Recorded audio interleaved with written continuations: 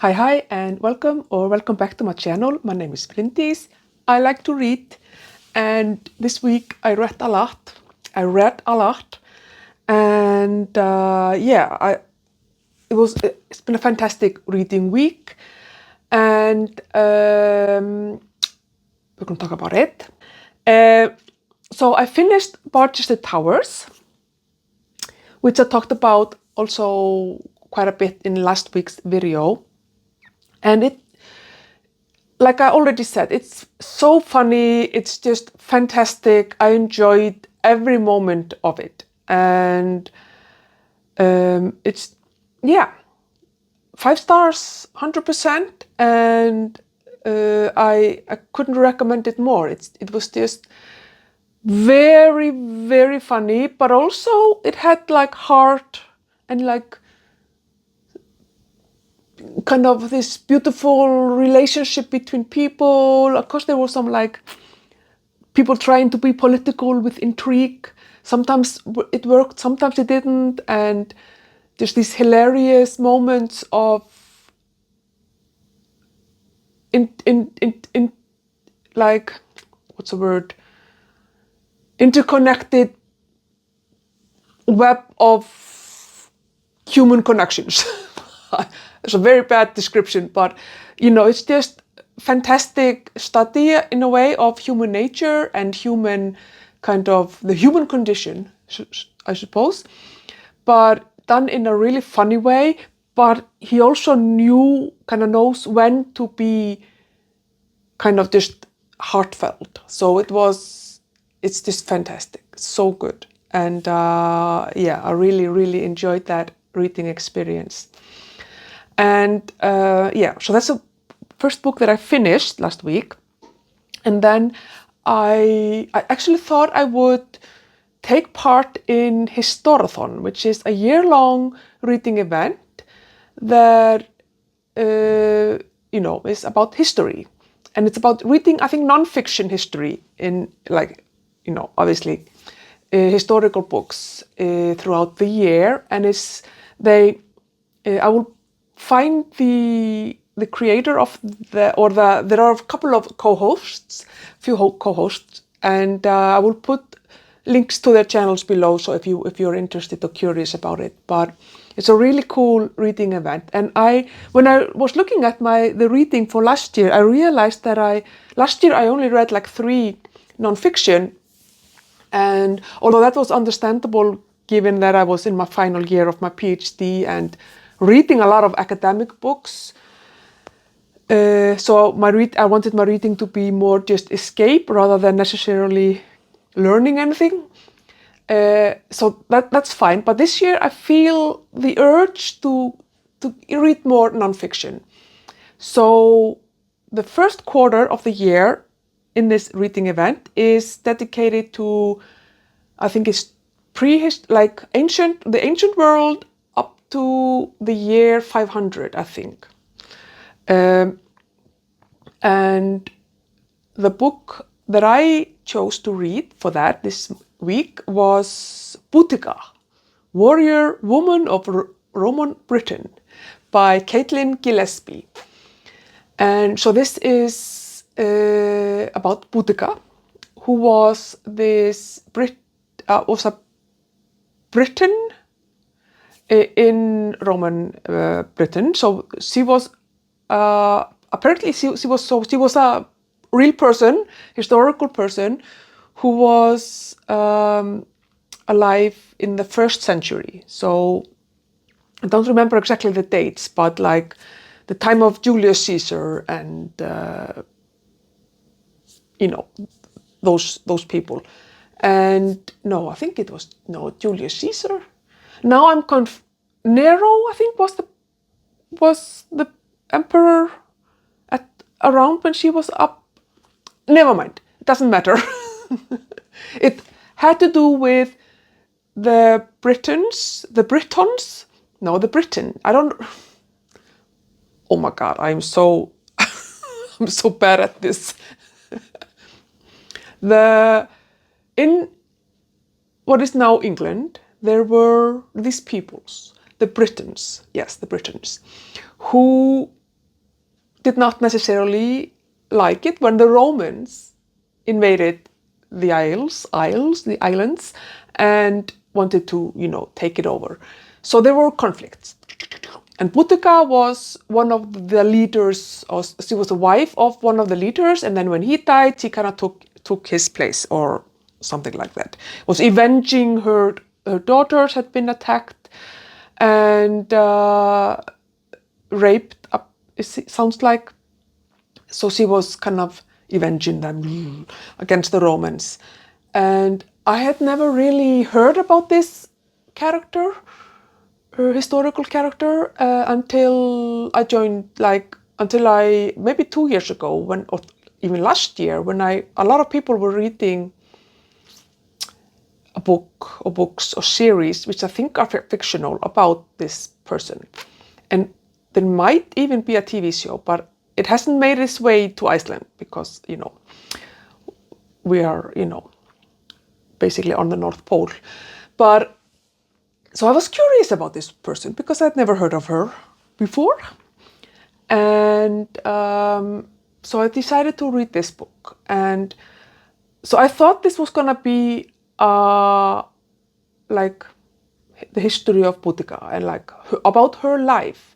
And it is to a degree, but it is more of a study or an analysis of how Boudice has been portrayed first by Roman historians, and then by Elizabethan, Prince Albert.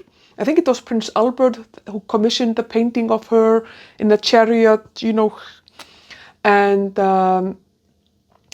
and there was a lot of talk about Roman politics with how Nero became when Nero was like a child emperor and with his mother, and then he killed his mother. Oh my God, the drama in Rome, whoa. But so it wasn't quite what I was expecting, and I was a little bit confused, what is going on? What is going on? So I would not recommend this book as an introduction to Boudice or an introduction to Roman Britain. But I still I got something out of it. I did enjoy it. I have read something about Roman Britain, but many, many years ago, so I don't know a lot about it. My interest in history usually starts at around 800 with the Viking Age. That's kind of where my interest, and then it goes from there. So I don't know a lot. I haven't read a lot or studied a lot about, especially not the period between Christ and 500, 700, 800. I have read something about Charlemagne, who was, I think, in the 700s, maybe up to the 800s, I can't remember exactly. So I read a little bit, but this is definitely a period of history that I'm not very familiar with. European history I'm talking about here. Definitely not aware of history from other parts of the world for that time period. But so that's definitely something that I am interested in reading more about. And so I would like to find the book.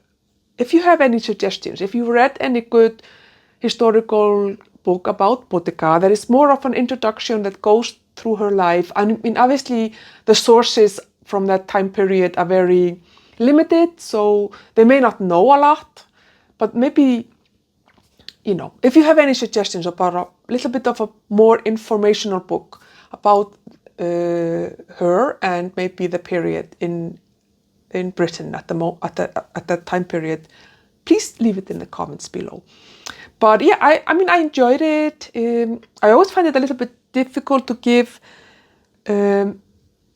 non-fiction stars, but I did give it 4 stars just because it was a good book. I think it, with not that I'm an historian, but I've read a lot of historical non-fiction, and so I felt that it was very informative, and it seemed to be based on a archaeological evidence and like when they like find the ages of things and some manuscripts and stuff like that. So yeah, it was okay. It was really interesting to read, like I said, to read about this period. And then my main accomplishment of the week was that I finished A Day of Holy Night by Samantha Shannon. This is an absolutely fantastic 5-star, top-notch book. Like, I can't really praise it enough. This is, in case you don't know, the prequel to The Priory of the Orange Tree, which is also fantastic. I read that one last year. It was in my top 10 of the year. This is just real quality fantasy, high fantasy.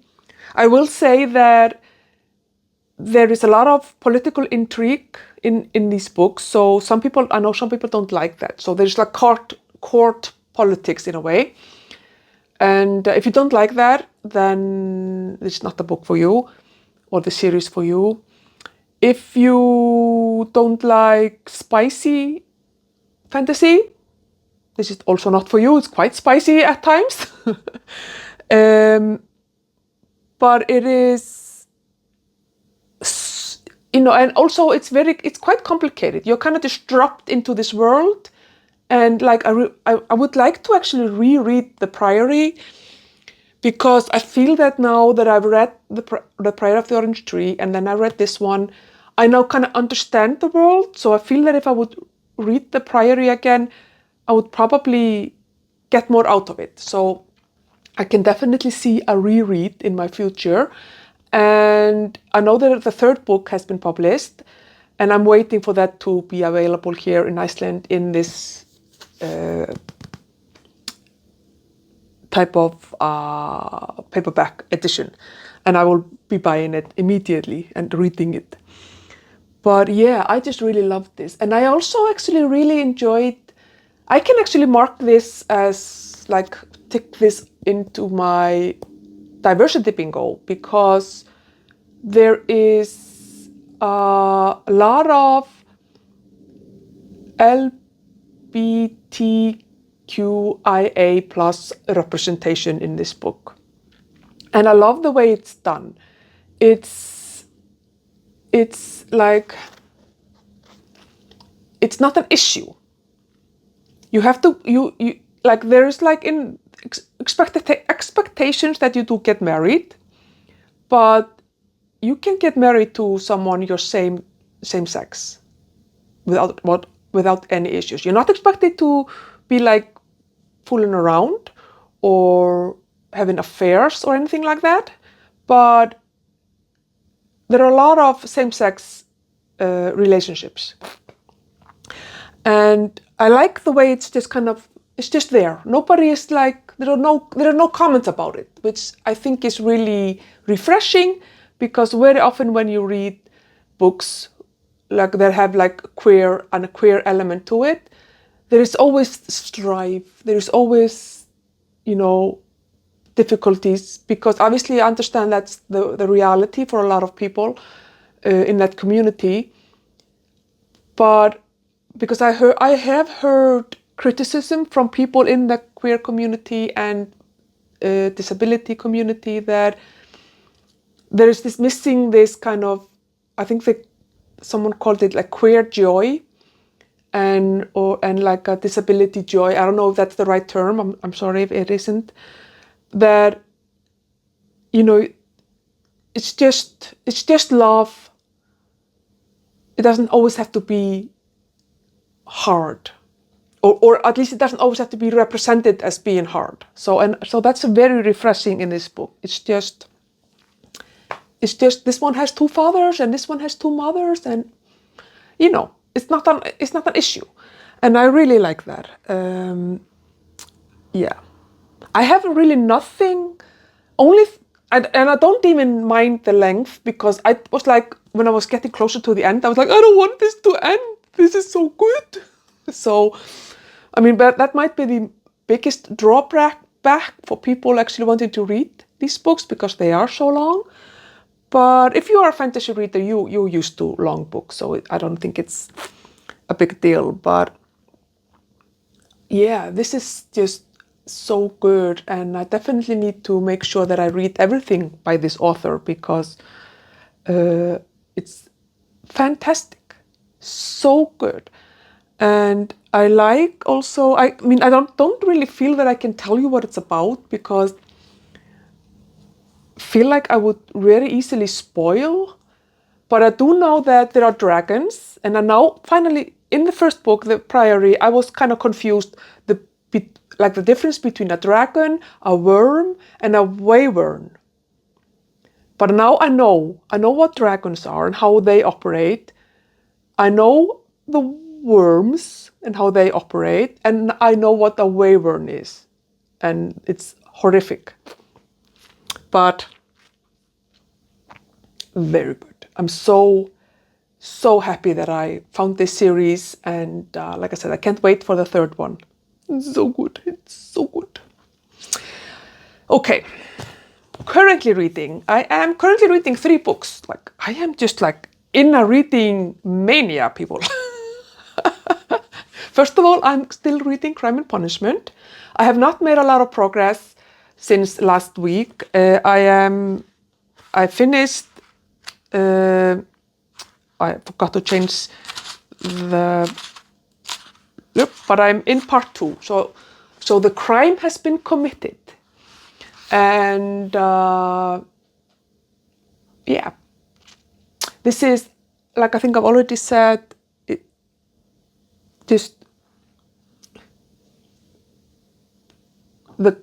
I don't know how to explain the quality of this writing.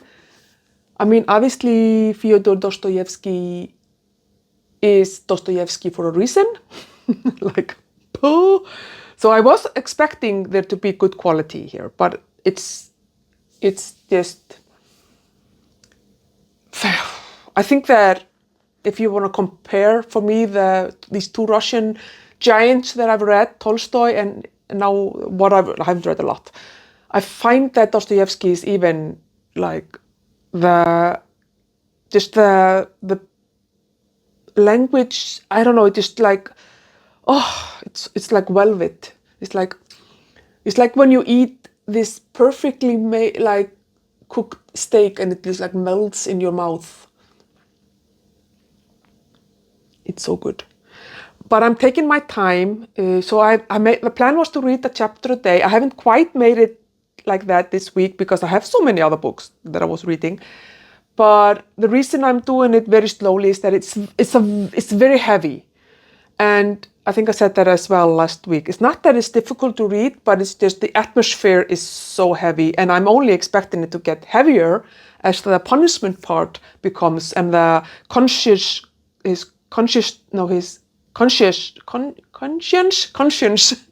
starts to like bother him, and then the detective is there and all these things.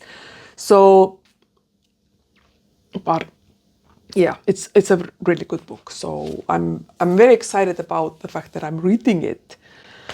And then because I really liked Barchester Towers, and as I'm reading Crime and Punishment, I need to have something relatively light to kind of contrast it. I decided, because I really enjoyed Barchester Towers and thought it was really funny, to read Dr. Thorne. So this is the 3rd book in the Barchester series by Anthony Trollope. I'm not that far into it, 1/4 at the maximum. But I'm already loving it. It's definitely not as funny as Barchester Towers, and I've heard that Barchester Towers might be his funniest book, but it's still his writing style. I just really love that. It just feels like he's not taking himself too seriously. You know, he's just like writing, and then he's talking about him as the novelist, and like this character has to do. And I just love that. I love that style. It's just really refreshing and just fun. And I loved I laughed out loud so much yesterday when he was talking about one of the characters' son. One of the characters is like the self-made man who is like filthy rich, something to do with the railways, and he has a son, and his son is named, what is it, Louis? I can't remember his name, but it was something like Louis. Like some of the French kings, and the way he makes fun of basically Democrats, and I don't mean like Democrats like in the US, but like people who seem to be maybe against the monarchy. I think that's what he meant, but I'm not, maybe I'm wrong. They are, if you have like a child named Marie Antoinette, or Louis, or Philippe or something, those are people are usually those type of people usually name their children after royalty, even though they are not necessarily for royalty. I don't know. He was making fun of the way he does it. Is just, it's so funny. And I'm absolutely loving this book, and he just does it really well. And I like the way he kind of very subtly introduces characters from the other books. So now the bishop, for example, from Barchester Towers is in the book, and I think Dr. Thorne is in the other books a little bit, but very, very lightly. But Dr. Thorne, so this book is basically about Dr. Thorne, the main character, and his niece, Mary, who has a questionable background and a love match possibly, but maybe not, because the person that she would love to marry really needs to marry someone who has money, and she has no money, or does he? It's very entertaining, and I'm really enjoying it very much. And then the last book that I'm also currently reading, and I actually just started it this morning as I was sitting at my hairdresser, and that is Conversation with Friends by Sally Rooney. I wanted to have a physical copy, so I just went through my 2 shelves with my physical TBR, and I decided to look for one of the shortest books, and that's my shortest nonfiction, and that was this one. And I actually been wanting to read this for a long time, and I'm in like I think I'm starting chapter 6. Yeah.